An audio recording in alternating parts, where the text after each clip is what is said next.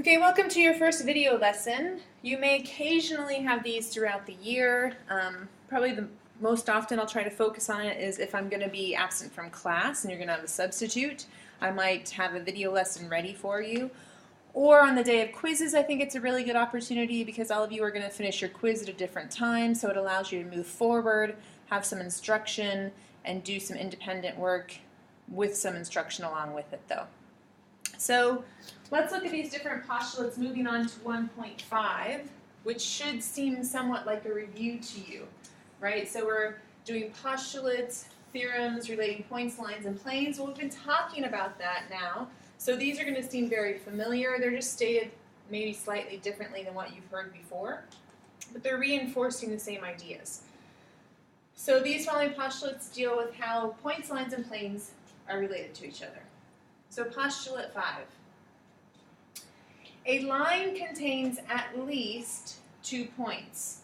So key word here, at least 2 points. So you can have 2 or more, but if you have 2 points, then that means there's going to be a line that exists.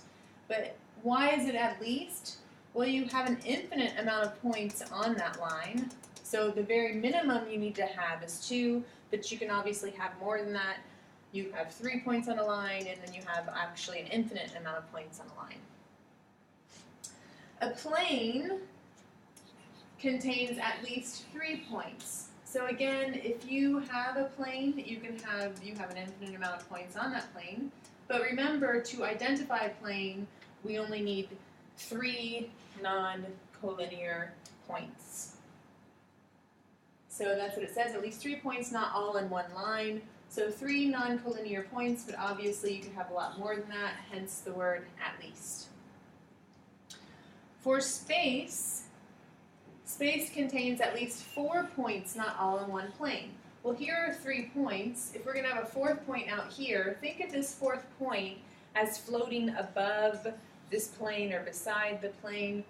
So therefore, it's making it 3-dimensional, which is then creating space. Obviously, space has an infinite amount of points, so it's always the minimum here at the least. So in order to define it, you need to have a minimum of 4 points, but you can obviously have a lot more than that.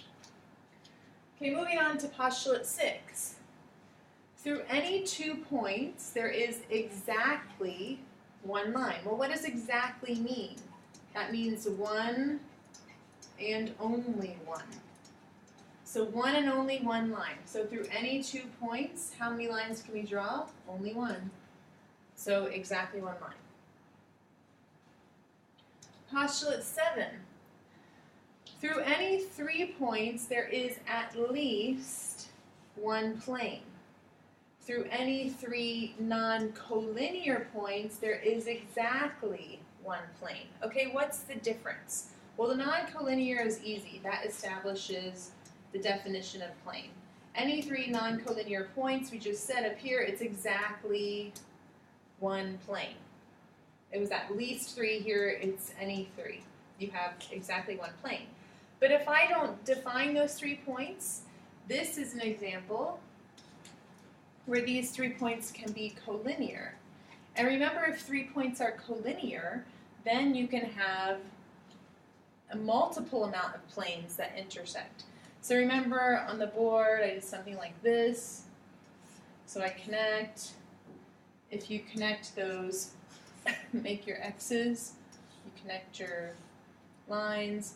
So if I make this one in front, then that means this would be a dotted line right here. Right, so that's really dotted, or I can erase it. So here, erase that. So then, if you look, make this a little thicker, the line here, maybe it's a little too thick, sorry about that.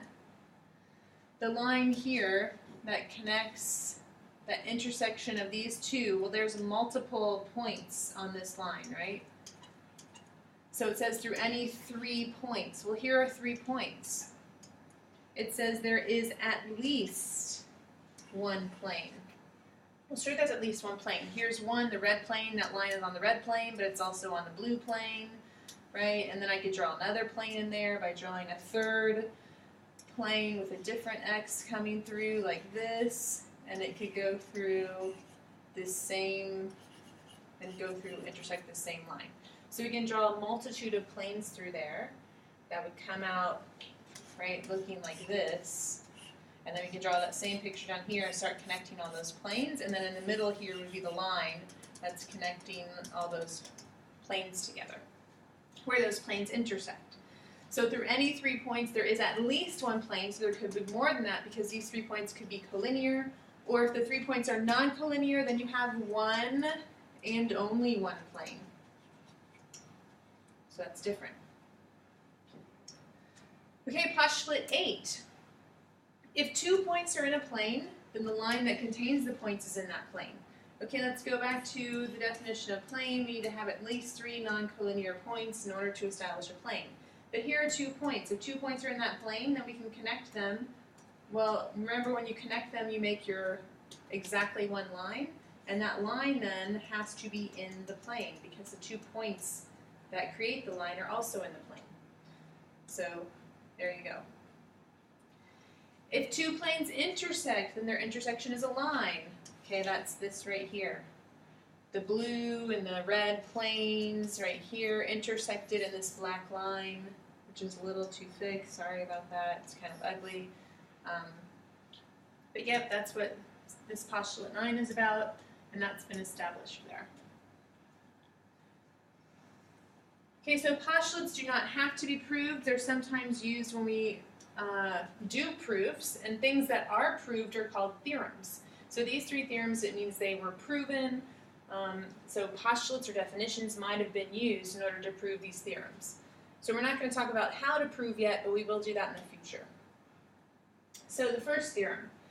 If 2 lines intersect, then they intersect in exactly 1 point. So one and only 1 point. So we know that 2 lines intersect. Well, how many points of intersection can they have? They can only have 1. There's no other possibility, just 1. That's why we have the word exactly, which must be included. Through a line and a point not in the line, so through a line and a point not in the line, there is exactly 1 plane. Okay, well, why does that make sense? Well, we have a plane. What defines a plane? 3 non-collinear points. Well, what do you know about 2 points? 2 of the points you can connect to make exactly 1 line. So now what do we have? We have a line and a point not on that line, and that makes 1 plane and only 1 plane. If 2 lines intersect, then exactly 1 plane contains the line. Okay, well, if 2 lines intersect again, you have 3 non-collinear points to start with. So now we can connect to these 2, or we could have connected these 2, but these 2 lines are in 1 plane. We can't draw them in a different plane. You can't create another plane that's going to contain those two lines. So if 2 lines intersect, then exactly 1 plane contains the lines.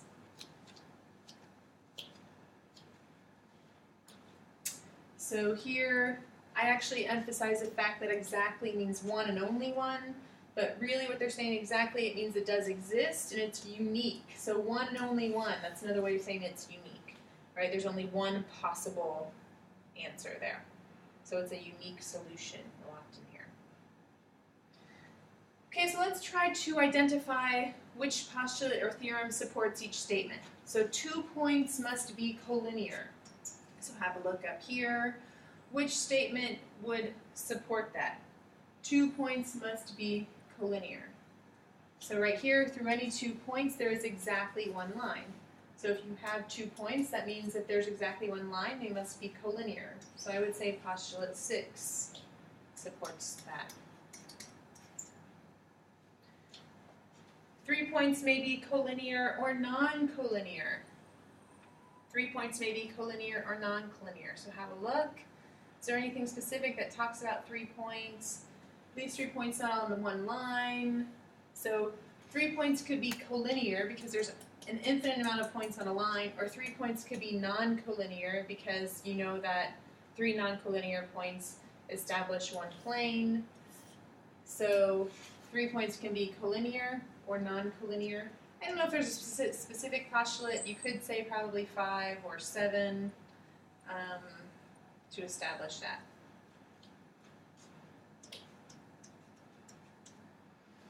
Okay, 3 points must be coplanar.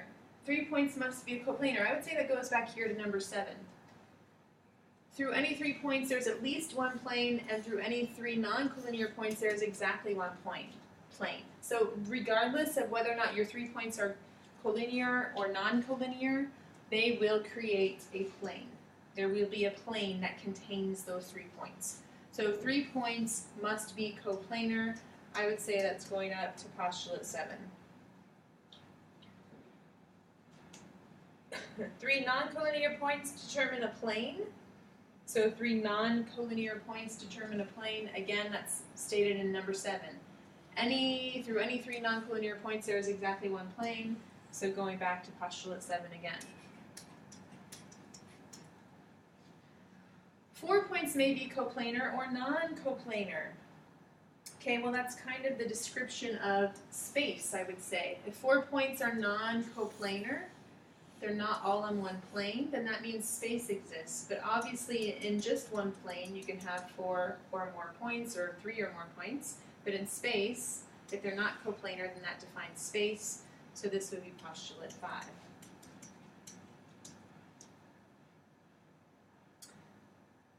Four non-coplanar points determine space. Again, I would say that's postulate 5. I just kind of said that. How about space contains at least 4 non-coplanar points? Okay, again, it's repetitive. But look what we did here. We're talking about the relationship between points. So this is just identifying different types of points. If you have 2 points, that means they're collinear. 3 points, it could be both, collinear or non-collinear. 3 points must be coplanar. 3 non-collinear points determine a plane. But if the 3 points are collinear, then they must be coplanar as well. 4 points may be coplanar or not coplanar. 4 non-coplanar points are space, or space is at least 4 non-coplanar points. 3 ways to determine a plane. You're determining a plane if there's 3 non-collinear points. 3 non-collinear points determine a plane. So what would we have there? I would say that's probably postulate 7. 3 non-collinear points determine a plane. Go back and reread it. A line and a point not on the line determine a plane. So a line and a point not on the line determine a plane. Through a line and a point not on the line, there's exactly one plane. So that's this theorem. So the theorem, the second theorem up there, I guess you could call it. 2 intersecting lines determine a plane. 2 intersecting lines, well here 2 lines intersect and they have exactly one plane, so that would be theorem 3.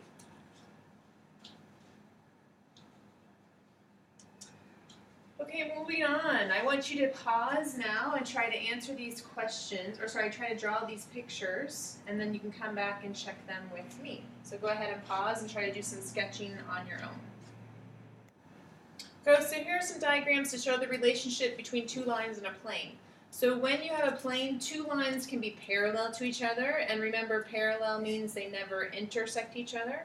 So these lines are parallel to each other, or they can intersect in exactly one point. So if they should intersect, it will only be in exactly one point. A relationship between a line and a plane. Well, a line can be parallel to the plane, which means these 2 would never intersect each other, or they can intersect in exactly one point. So it can slice down into the plane and then come back out on the other side. So we do dotted lines to show we can't see it right now, but it exists and it continues. Relationships between 2 planes, they can be parallel to each other. So just think, this line is contained in a plane. So in other words, these 2 planes are parallel. So these 2 planes are parallel to each other, or they can intersect. And remember, if 2 planes intersect, they intersect on a line. Okay, now you should pause again and try the rest and see how you do, and then check your answer. See if you can draw diagrams down here for the rest. Okay, so you should have said yes, no, yes. Yes to the first one. Here's the diagram that shows you that. 3 points all lie in a plane. It doesn't say non-collinear, therefore they could be collinear. 3 non-collinear points can only be in one plane, so that's false. And yes to this one. If you have 2 points in one plane, 2 points in another, then we can connect those 4 and make an existing plane that continues forever and ever. next video. Bye.